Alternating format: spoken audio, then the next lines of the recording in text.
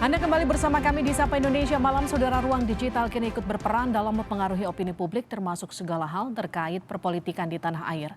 Jelang pemilu 2024, seperti apa peran ruang digital ikut menjaga ruang demokrasi Indonesia tetap sehat dan kondusif? Kita kembali berbincang dengan Dirjen Informasi dan Komunikasi Publik Kementerian Kominfo, Usman Kansong. Pak Usman kembali bersama saya, Pak. Iya, Pak, tadi pertanyaannya, Kominfo kan saat ini telah menggunakan cyber drone. Apa itu Pak cyber drone? Kabarnya ini efektif untuk iya, mendeteksi konten digital di dunia maya. iya. Jadi kita mempunyai sebuah alat atau mesin bernama AIS, AIS, itu singkatan dari Automatic Identification System. Nah, jadi AIS ini ya bagian dari artificial intelligence juga yang senantiasa memantau ruang digital, dan ketika kita menemukan konten-konten negatif termasuk konten disinformasi ya terkait dengan politik, ya terkait dengan pemilu. Nah, lalu kemudian kita kalau itu memang kontennya bisa mengganggu masyarakat, ya mengganggu ketertiban umum, kemudian juga meresahkan, nah maka kemudian kita akan mintakan platform untuk men-take down, ya. Dan tetapi kita bukan cuma menggunakan AIS tadi ya, mesin tadi itu, tetapi kita juga punya di lapis kedua cyber patrol, tadi cyber drone. Ya, yang kedua kita punya cyber patrol. Ya, ini satu tim ya yang terdiri dari eh, 3 shift, bekerja dalam 3 shift yang memantau, memelototi kira-kira begitu ruang digital, dan kalau menemukan konten-konten negatif mereka kemudian akan mengidentifikasi. Nah, tetapi ada lapis ketiga. Lapis ketiga itu adalah laporan masyarakat. Ya, Hmm. masyarakat ini dalam pengertian luas. Ya, bisa saja kita menerima laporan adanya disinformasi terkait dengan pemilu, misalnya dari KPU, ya dari Bawaslu, ya dari partai politik, dari Kementerian Dalam Negeri misalnya, atau dari kementerian-kementerian ataupun lembaga lain, termasuk juga dari masyarakat secara luas, dari ormas misalnya begitu. Nah, berdasarkan laporan masyarakat itu kemudian kita pelajari, ya kalau memang betul itu berisi disinformasi, maka kemudian kita akan meminta platform untuk melakukan take down, ya melakukan take down. Nah, tetapi kalau memang tingkatnya sudah pada pelanggaran hukum, ya ini nanti kemudian aparat kepolisian yang akan bertindak begitu, ya akan bertindak, misalnya ya memproses ya pelakunya yang mengupload atau membuat konten disinformatif terkait dengan pemilu ya dalam konteks pembicaraan kita malam ini begitu. Jadi itu mekanisme yang kita lakukan di Kominfo dalam menjaring konten-konten negatif, ya konten-konten yang berisi disinformasi yang meresahkan, bisa berpotensi memecah belah masyarakat. Oke, Pak Usman, kan kalau saya lihat dari data yang saya punya nih Pak, koreksi kalau saya salah ya Pak. Ini di 2019, tepatnya dari 2018 Agustus sampai 30 September 2019. Artinya sepanjang rentang penyelenggaraan pemilu yang periode kemarin itu ada 3.356 hoax paling tidak. Ya, Nah, dengan penyaringan berlapis seperti yang tadi sudah disiapkan oleh Kominfo, seberapa efektif ini bisa menekan sebaran hoax di pemilu mendatang nanti? ya, saya kira akan sangat efektif ya, karena kita men-take down itu dari platformnya. Dan biasanya disinformasi itu beredar dari grup-grup, ya grup-grup WhatsApp misalnya atau Telegram.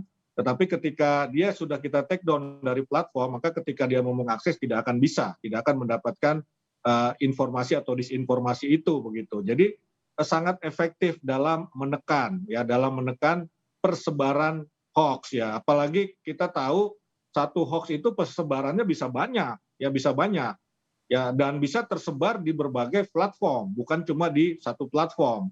Nah, karena itu mekanisme take down ini akan sangat efektif ya untuk menekan persebaran hoax, tetapi bisa juga efektif dalam mengurangi hoax-hoax baru yang muncul. Ya misalnya waktu COVID kemarin ya, kita ini rajin memantau dengan cyber drone ruang digital dengan 3 mekanisme yang saya sampaikan tadi, ya maka lama-kelamaan hoax-nya itu tentang COVID itu menurun. Ya menurun. Ya sekarang ini paling dalam satu hari hanya 1 atau 2 disinformasi atau hoax tentang COVID begitu. Karena memang begitu muncul kita take down, begitu muncul kita take down begitu kan, sehingga barangkali si pembuat kemudian ya capek juga barangkali ya begitu. Akhirnya mereka tidak memproduksi lagi ya karena kita terus memantaunya. Bahkan dengan adanya penegakan hukum ini bisa menghasilkan efek jerah. Ya ada sejumlah orang yang memproduksi disinformasi, hoax yang berpotensi tadi mengganggu ketertiban umum dan sudah sampai pada pelanggaran pidana itu yang kemudian diselidiki dan kemudian disidik oleh Polri dan menjadi tersangka misalnya begitu. Oke, Pak Usman, kalau kita bicara soal konten-konten yang bernuansa politik identitas itu kan konten yang cenderung lebih mudah disebarkan oleh masyarakat, menarik perhatian masyarakat lebih cepat. Bagaimana kemudian peran Kominfo untuk mengantisipasi hal ini? Bagaimana kemudian masyarakat bisa diikutkan, disertakan untuk berperan serta bersama untuk oke, ini udah pasti hoax. Saya bisa ngeceknya ke sini atau ini hoax atau bukan ya? Saya ngeceknya kemana? Itu seperti apa peran Kominfo untuk mengikut sertakan masyarakat?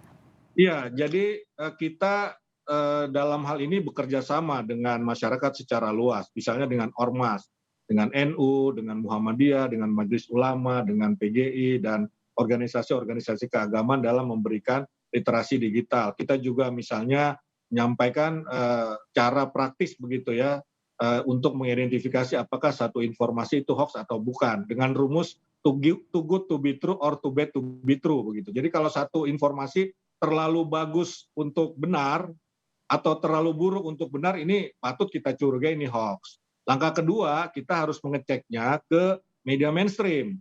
Kalau media mainstream itu memuat, itu biasanya itu ya benar, bukan berita bohong begitu. Tapi kalau media mainstream tidak memuat, ataupun kalau memuat dia memberikan catatan, itu maka bisa disampaikan, bisa dikatakan itu hoax. Nah yang kedua, kita juga bekerja sama dengan media mainstream. Dalam arti kita mengamplifikasi cek fakta yang dilakukan oleh media mainstream.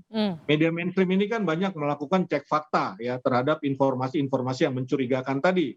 Lalu kemudian media mainstream membuatkan kontranarasinya dan kami melalui kanal-kanal yang kami miliki, baik di Kominfo maupun di pemerintahan lain, di lembaga dan kementerian lain, ini kemudian menyebarkannya, mengamplifikasi untuk memperluas informasi bahwa satu informasi itu melalui mekanisme cek fakta yang dilakukan oleh media adalah sebetulnya informasi bohong begitu. Nah, ini saya kira akan membantu masyarakat ya untuk mengidentifikasi apakah satu peristiwa hoax atau tidak. Ya bahkan ada juga masyarakat yang kadang-kadang karena dia punya akses ke saya atau ke teman-teman di Kominfo biasanya langsung bertanya juga, ini hoax bukan ya begitu ya. Biasanya kami langsung melakukan pengecekan dan kita sampaikan secara personal kepada yang bertanya itu begitu. Dan di Kominfo, di kominfo.go.id itu ada namanya aduan konten.id begitu. Jadi bisa saja tanya di situ begitu. Kirimkan ini kami dapat informasi ini.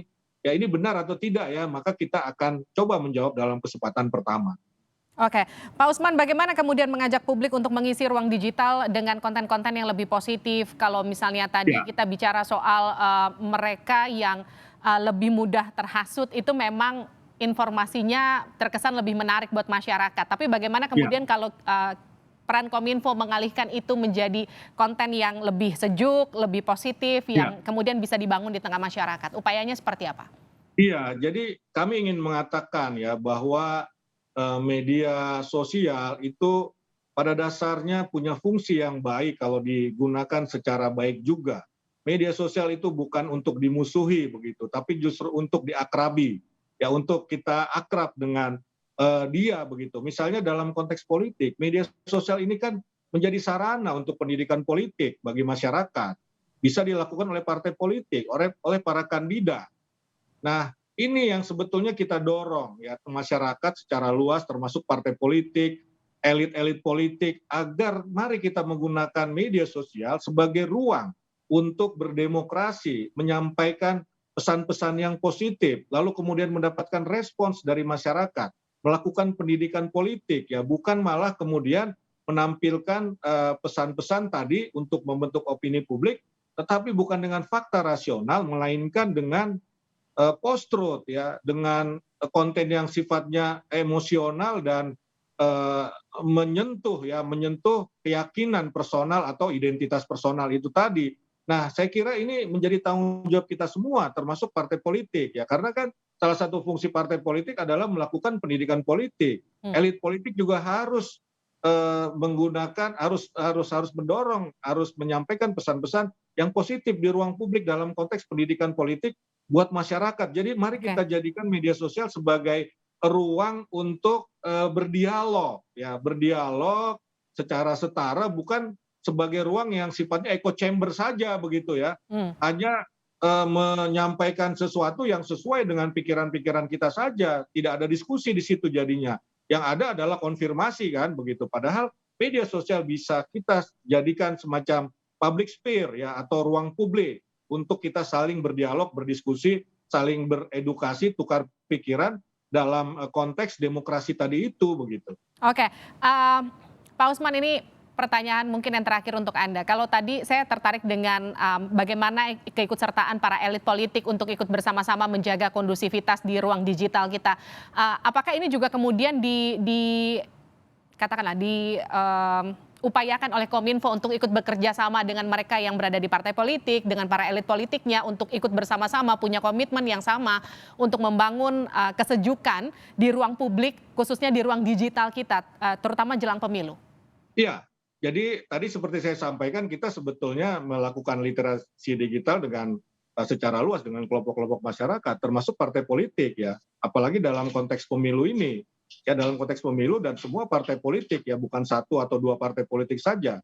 Kita mengajak mereka untuk mengajak elit-elit partai politik ya untuk mengisi ruang digital ini dengan dialog-dialog yang membangun ya, dialog-dialog yang produktif ya dalam konteks demokrasi tadi itu begitu ya. Jadi karena memang kalau menurut sejumlah penelitian ini memang sangat, kita ini kan negara yang masih istilahnya mencari teladan kan begitu kan ya. Jadi ketika elit politiknya mencontohkan, memberi contoh yang bagus di ruang digital, maka saya kira publik akan meneladani itu Oke. begitu ya. Jadi saya kira partai politik, elit politik, para kandidat ini juga memegang peran kunci dalam meningkatkan kualitas demokrasi Setuju. di Indonesia di ruang digital begitu. Oke, jadi menjaga kondusivitas ruang digital bukan cuma peran Iya, Kominfo dan juga masyarakat, tapi juga peran para elit politik dan mereka yang kemudian ada di sekitarnya untuk ikut bersama-sama menjaga kondusivitas agar situasi perpolitikan kita sampai 2024 mendatang akan tetap sejuk, begitu kira-kira Pak iya, Usman? jadi begini ya, kita ini kan mengetahui bahwa situasi dunia tidak sedang baik-baik saja, Ya. baik dari sisi ekonomi maupun geopolitik.